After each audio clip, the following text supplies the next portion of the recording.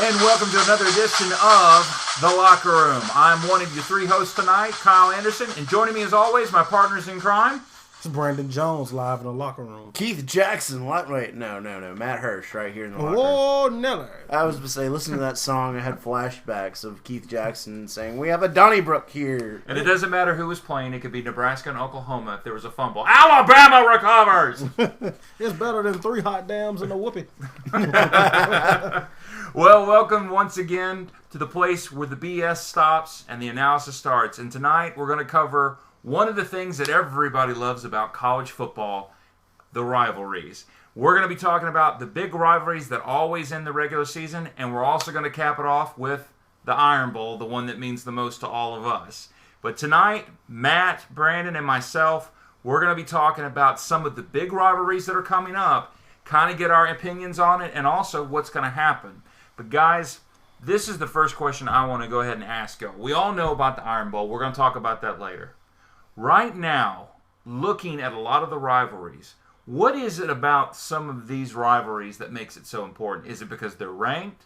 Is it because there's some sort of like national importance? Or is it because there's just so much hatred between the two teams? I think a lot of it has to do with hate. And it's something when you go to work with the guy on the other side, or you live next to the guy on the other side. Every year might not be an up year, but you just look forward to that rivalry game. I think that's exactly right. I think bragging rights has a lot to do with it because not only do you have to live and work or go to school with the folks from the other side for 364 days, but a lot of these can split families. Yeah. I remember when the Iron Bowl was actually the week before Thanksgiving versus the weekend after Thanksgiving back during the 90s. And Thanksgiving at my grandmother's house was always interesting because you're waiting for somebody to say something about who won the game the weekend before. So, split families also plays a lot of, I'm a self-admitted Alabama fan. My dad was an Auburn fan. So it definitely does, have a lot to do with the people that you see every day. So did Dad take you fishing and leave you? No, he wasn't really into sports. He was an Auburn fan despite my mother. Oh. Now, last week, or the last time we were here, Matt, you were on vacation up in Chicago, which, by the way, people, from what he's told me, if you get a chance, go up there. It's amazing. Take a Wrigley Field tour. Even if you're not a Cubs fan, there's so much baseball history there. If you like sports, you've got to tour Wrigley Field. Completely useless by September, the Cubs? Absolutely. They definitely. Well, that's why I was taking a tour in October because they weren't doing anything else. There was nothing else going on, really. They're already tearing up the sod, actually. So now, we talked, Brandon, you and I, about the Magic City Classic. Mm-hmm. One of the things that you brought up, which a lot of people pointed to and said was a very good point, was that it is a rivalry, but it's more like a family reunion. It's where everybody comes, and it's a great game. Once the game's over, there may be some trash talking, but there's a little bit of level of respect. What is it about the Division I matchups? Why is it that they can't seem to follow the same formula? Well, that's the Magic City Classic, but a lot of these rivalries are hate. Alabama State, Tuskegee, Southern Jackson State, Southern Grambling, North Carolina A&T, North Carolina Central. A lot of these rivalries, even remember Jacksonville State and Troy? Oh yeah. Yeah. A lot of it's hate. It doesn't matter what level of football you're playing. Alabama State and Alabama A&M just so happens to be one of those rivalries where it's hate, but due to the fact that everybody's in close proximity, you grow up with this person, they kind of know how to taper it off, but the other ones aren't that fortunate. Well, and if you've noticed, in-state rivalries that we're going to probably hit on more or less have a lot different feel than your other rivalries that you have, like the Alabama and Tennessees, Alabama LSUs, Auburn Georgias. Those are very much, a lot of hate in those rivalries. A lot of you kept us from going to a conference or national championship versus I've got to deal with this person every day, like the in-state rivalries. Yeah. So it is an Alabama-Auburn is a little different than an Alabama-Tennessee or an Auburn-Georgia. Or a Texas-Oklahoma. Yeah, absolutely. Or Ohio State-Michigan. Yeah. Now, Matt, one of the things that's going to happen for the first time in, I think, the history of the series, this will be the first time that Texas and Texas A&M will not play at the end of the year, which we're always used to. We're used to that right after Thanksgiving or on Thanksgiving Day. Friday after Thanksgiving, that was a great game, and I'm going to miss seeing that. Yeah. But there are people saying now that they could actually meet each other in the Cotton Bowl this year. The question I have for you is, with a rivalry like that, because it's so rich with tradition, why do you think that people are not pushing and trying to say, look, we don't care what you both have to do, make it happen?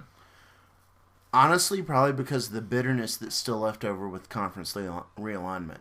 I think that's really it. I don't know if... I think that being away from it, being on a national level, yeah, I'd love to see it.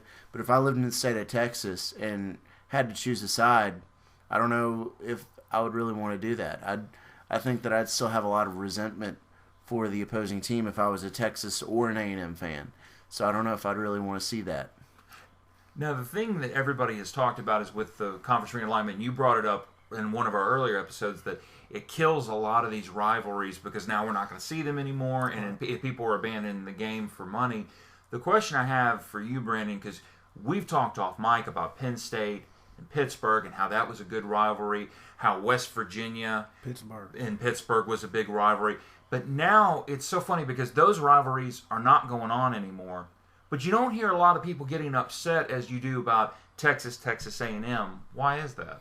Oh, people are pissed about the backyard brawl. They have a Facebook page and the whole lot. People are very upset. And I'm going to be honest with you, the backyard brawl is one of those games I look forward to watching. That West Virginia-Pittsburgh. Ever since Pittsburgh came out of nowhere and upset West Virginia, I've made it my business to watch the game. And me personally, growing up in the state of Texas A&M was one of those games I always look forward to. I grew up leaning towards the Aggies. I love the Aggies, and I just hate to see those rivalry games aren't there. But so you look at Nebraska, Oklahoma. That was the one I was actually thinking about. Nebraska, Oklahoma. Even look at Kansas is not playing Missouri. Yeah, the border war. And look at the last few years, that game made so much money in Kansas City and Arrowhead. Well, Kansas doesn't play Nebraska anymore either. Yeah. So, I mean, it's sad. It's sad that the almighty dollar has ruined the thing that made college football so great, and that's those rivalries. Well, now we're going to start to discuss all the rivalry games that are coming up next week. Some may be coming up this weekend. We're going to start with the one that is basically been called the most traditional and enduring rivalries of college football, Army versus Navy. Now, this is a question I have for you guys. We all know about it. It's great, but it's one of those rivalries where there's not national championship implications. Maybe back in the 30s and 40s there were, but not now. In your opinion, what do you think about that game, and what do you think's going to happen? Now, Navy, has won 10 in a row? Yeah, Navy has dominated this series as of late, and a lot of it has to do with just their style play, the triple option that was left over from Paul Johnson with Ken Niumatalolo. I can't even say his last name. Army's starting to really come back. They might make a game of it a little bit more this year because they're a little bit more even than they've been the past few years. I still think Navy will probably win this ball game, but it's always a fun ball game. I'm glad they keep kind of pushing it back so it's on its own because it does deserve a lot of national attention. It really does. It's a great rivalry, a great game. It makes you proud to be an American. It's one of those things that brings you together as an American, Army, Navy. And, these young men, they're not playing to get in the NFL. They're playing for fun, and, they're about to go serve. Yeah. I mean, Army and Navy is one of those games that I love to watch. When you talk about everything that's right with college football, yes, you can look at that game. Purism, and you look at the ball game, because of the height weight restrictions, these aren't like really big guys on the offensive line, the defensive line. These guys probably may not have been the most highly sought out recruits, but it's a game that I make it my business to watch every year. I remember being a little boy when they used to play it up in the Meadowlands, right. And playing it in Philadelphia and some other places. And Army and Navy is just one of those games that I just love to watch. It just brings back those childhood memories. Well, and Kyle, you're saying it's generally doesn't have national championship implications, but for those kids, they're playing depending on what happens with their games with Air Force, of course, they're usually playing for the Commander-in-Chief's trophy, which to them is the end-all be-all, and that's a pretty big deal. So it's definitely one of the more fun rivalries to watch in college football, just because of what it means. Now, we're going to go out to the West, as what they call, which is kind of a cool name for a rivalry, Duel in the Desert. You're going to have the Arizona Wildcats taking on the Arizona State Sun Devils. Now, that one's for the Territorial Cup. According to the NCAA, it's one of the oldest trophy rivalry games out there. This may actually be a little bit better of a game because Arizona's doing a little bit better with Rich Rod in his first year. Well, they both have first-year coaches. Yeah. But the thing about this one is, most people, I guess if you were outside the Pac-12, some people may not know the rivalry exists. But as you've said before, Brandon, I mean, this is one where they really hate each other. They don't like each other. Well, how do you see this one going? I'm going to be honest with you. This is a rivalry that outside of a few years where the two teams were relatively close and both of them were doing well, this is not really a rivalry that I really hadn't paid much attention to. So, honestly, I would have to plead ignorance on this one. Well, there was a point in time in the 90s and early 2000s where it was pretty good. They've both had pretty decent coaches in the past. Arizona State, there was a point in time where there was Dennis Erickson at Arizona State and John Makovic at Arizona, and so. But those were the best games. Those Derek Cutter and Makovic, right? Arizona State. Those were the best ones. Since then, it's fallen off tremendously. And you're talking about it's the Territorial Cup. Yep. Did anybody ever remember playing NCAA football and going through just to see what the rivalry games were like? Yeah. Looking through just to see what the rivalry games were. What they actually played for, the Territorial Cup, the Ely Buck, the Okefenokee, trophy, and all that type of stuff. And that's where I'm not a big proponent of the Big Ten by any means. I knock the Big Ten, but they have some of the best rivalry awards of any schools. The Paul Bunyan Zacks, the Old Oaken Barrel, the Little Brown Jug. Little Brown Jug. Those are great. Those are just fun.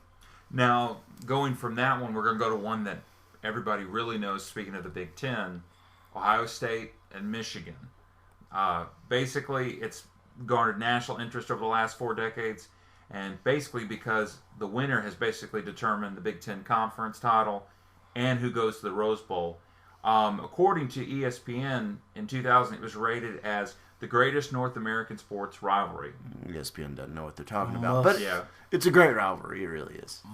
Must see. I do not miss this ball game. I know the last couple of years Michigan has been down. Michigan's been down and Ohio State's been down. So it's lost its luster. But I remember those games in the early 90s and the 2000s. I mean, this rivalry was... Whew.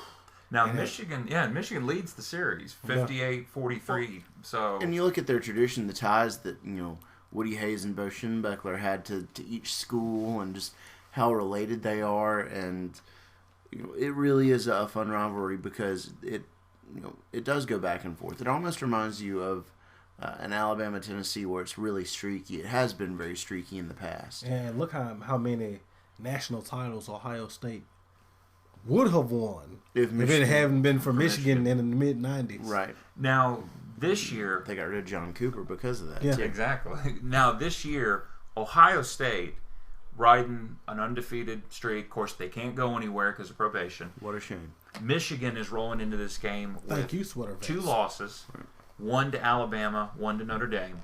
This actually could be the first year where people are actually going to go into this game and say, hey, this could actually be a hard-fought game. How do y'all see it swinging out in this one? Like Ohio State. If you'd have asked me 2 or 3 weeks ago, or even the beginning of the year, I'd have said Michigan. I got to give a little edge to Ohio State, though, just because Michigan's been kind of injury-plagued. I don't even know if Denard Robinson's going to be playing for this game. So I'd have to give Ohio State a little edge, even though I think Michigan is a better all-around overall team. It's going to be interesting to see just the wits of the coaches with this one because, who's going to overthink it or maybe outcoach the other. And I'll tell you what made me mad about this game a couple of years ago. You remember a few years ago that both teams came in with these crazy looking uniforms. I think the best thing about Ohio State and Michigan is watching that maize and blue wing tipped helmet and those traditional gray Buckeye helmets. Mm-hmm. Hey, if you're listening, don't mess that up, okay? Don't mess that up. Don't you got to do anything extra. Seeing that is enough. Right. Now, moving on to another rivalry. Doesn't garner the same attention as Michigan State, but it is a big rivalry. You got the Commonwealth Cup. You got Virginia and Virginia Tech playing each other. Now, at 93 games, it is the longest series for Virginia Tech, but it's the second longest for Virginia. Mm-hmm. Their longest one is 116 against North Carolina. Yeah. Now, with this, because Virginia Tech has, as you've said in other broadcasts, Brandon, they're young, and they're trying to feel it out as they go. Virginia has been kind of the same way, trying to struggle, trying to figure it all out. Is this one of those rivalry games where it's going to be so good, but it's going to be so good because both of them are just so young and just trying to figure this whole thing out? This rivalry is about to heat up because for the first time ever, with Mike London at the helm, he's going into that Tidewater area and he's out recruiting Virginia Tech. That's something that Frank Beamer has never had to worry about, no matter who was at Virginia. And since Mike London has gotten to Virginia, he's out recruited Virginia Tech. Well, Charlottesville's a lot closer to the Tidewater than Blacksburg. And he's out recruiting Virginia Tech. So it already has the people in Virginia eyes wide open. So I think that this game, look out. Next few years, look out. Talking about the people in Virginia's eyes wide open, people in Virginia don't care as much about college football as we think, unfortunately. Yeah. Unless you live in that, southern, southwestern part and you live around Blacksburg, which is why they're traditionally, or at least as of recent college football memory goes, a little bit more into football than UVA is, I'd say. But this is going to be a good game for the fact that both teams are really disappointed this year. Very. Both teams, I had a lot of expectations for Virginia, and they just haven't produced. A lot of it has to do with youth. Virginia Tech, a lot of the same. But you would have thought that they had a little bit more their end of the bargain as far as trying to be more of a traditional power, and they've just laid an egg this year. So it'll be a fun game to watch, just because both teams really, I don't know what all they really have to play for. Yeah. I mean, both of them are playing for bowl eligibility. Well, I remember when this game would be a middle-of-the-year game for a lot of them, too. But because they're both in the ACC now, I guess they can move it to the end of the year. Mm-hmm. Now, ESPN analyst Todd Blackledge said it best when he was talking about this rivalry. He says it was funny because here you have Virginia, who's supposed to be, this is the university that Thomas Jefferson started and built. They're the snobbish guy, and here's Virginia Tech, the country bumpkins is the way they look at it. Very blue collar. We're the engineers. We're the have a military presence in our university. And it's funny because Virginia Tech leads the series 51-37. So Virginia may think they're a little bit better, but you're about 14 games behind. But how much of that was from the past 10 to 15 years, though? Yeah. Once this, Frank Beamer finally got Virginia Tech turned around and winning from 98 on, Virginia Tech has pretty much dominated this series. So they're probably a lot closer than we thought until Virginia Tech started taking the dominance in the series over. Now we're going to move to another rivalry. This is one that has national championship implications. It's one we all know about growing up when we were kids, and we still hear about it today. The Jeweled Shillelagh, Notre Dame taking on Southern Cal. When I was a kid, I didn't realize it was for the Jeweled Shillelagh. The Jeweled Shillelagh. I did. It was because of NCAA football. Yeah. 98 with Danny Werfel. There you go. Yeah, 97 was that year. Now, some people have said they consider this one of the most important rivalries in college football, and it's one of the greatest intersectional I still don't think Matt Leinart crossed that goal line, but it's okay. Yeah, that's a lot of push. Yeah. Now, here's an interesting fact, though. Both schools combined have produced the most national titles, 22, most Heisman Trophy winners at 14, All-Americans, College Football Hall of Famers, and future NFL Hall of Famers at 21 of any college football rivalry series. However, Matt, you and I talked about this off air. The last couple of decades, it's been almost like Ohio State. It's been streaky. Right. Like Notre Dame does really good, then USC does good, and then right now Notre Dame is riding an undefeated season, but there's a lot of people that think this could be where they lose that one game. What do you think? I'm one of those people, by the way. As much as I'd like to see that happen, I just don't think USC has the depth to do it. I think that Notre Dame is just riding a wave of success. I think that they've got it kind of tuned in pretty well. I think their defense is really strong, and they're just going to be way too much for USC. Just ask Bino when the Irish of Notre Dame. Oh, man, I love this rivalry. This is one of my favorites. You've already talked about Pittsburgh. Well, I'm not surprised you're talking about Bino Cook now. Hey, I like this one. Hey, the last few years, USC has dominated this rivalry game. But I remember watching this game when it was the Rocket, Jerome Bettis, a lot of guys, Keyshawn Johnson, you name it. This is one of those rivalries that I love to watch. But I think this year, for some reason, Notre Dame going on over to the Coliseum, I kind of like USC. People have asked about this rivalry. What is it that makes it so big? And some people have tried to say it's because it's Notre Dame, and anything Notre Dame touches, it's immaculate. But can you really say that about this rivalry? That it's just because it's Notre Dame? Because people can point to other rivalries that Notre Dame has. Notre Dame and Navy, nobody cares because Notre Dame's owned them for so long. Yeah. But this rivalry actually has been pretty intense and impressive. I think other than Army-Navy, it's the nation's one true intersectional rivalry. Yeah. I mean, you have Ohio State, Michigan, it's a border war. You have the backyard brawl that used to be, the backyard brawl was a border war. Everything else is an in-state rivalry, really. You can talk the Alabama, Tennessees of the world, the Texas, Oklahomas, but this one literally crosses the nation. It goes from California to Indiana. You have people that are willing to fall one way or the other. So it really does garner a lot of national attention just because of the statistics that you pointed out, the national championships.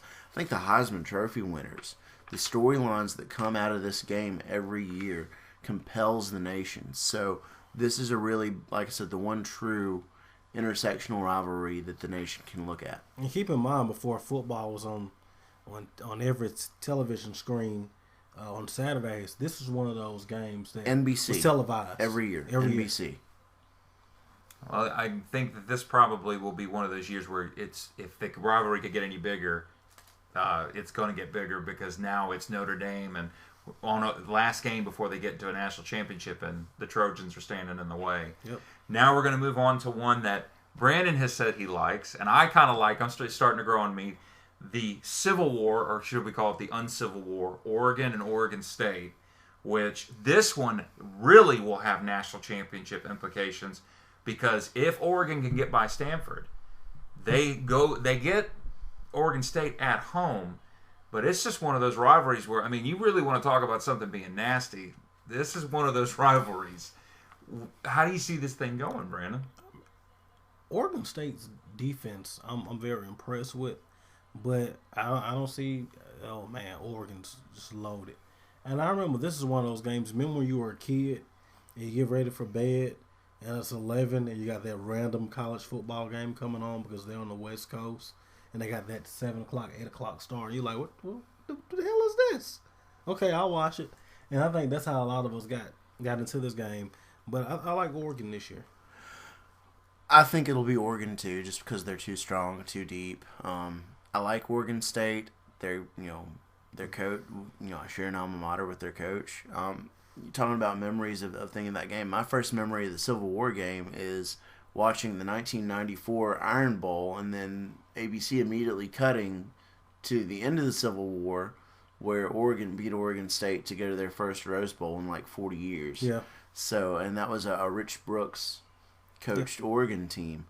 So, that's my first taste of the Civil War, and it really does, if it doesn't carry a national, weight to it, at least it's going to have some weight to who's going to the Rose Bowl every year. We called it the Uncivil War. Just to read this to you guys real quickly. And the next time people think that Harvey Updike poisoning trees was horrible, I want you to listen to this. In 1937, when Oregon beat Oregon State 14-0, when Oregon State beat Oregon, 2,000 Oregon State students decided to go to Eugene, Oregon and have another celebration.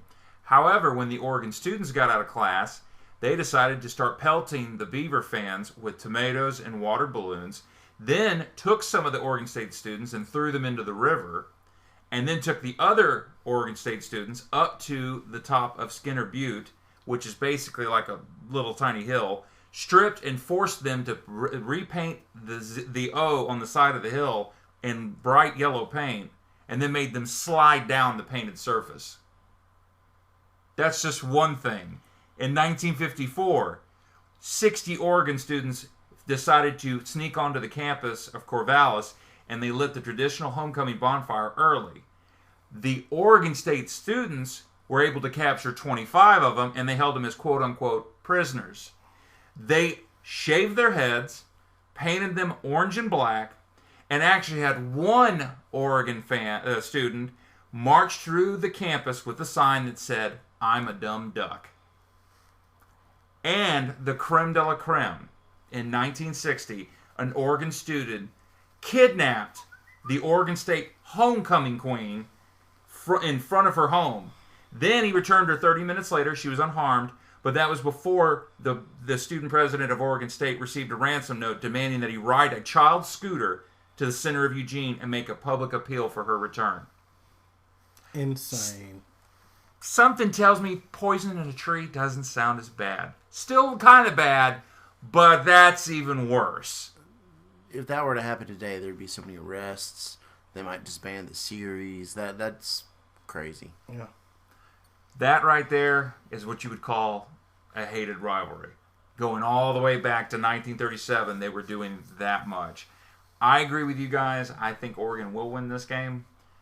But when they say that it could rival the Iron Bowl, I don't think I can argue with it. I think it could. If you hate each other that much to the point where you are doing that kind of ridiculous stuff, I don't think the national implications aren't big enough for it to rival the Iron Bowl.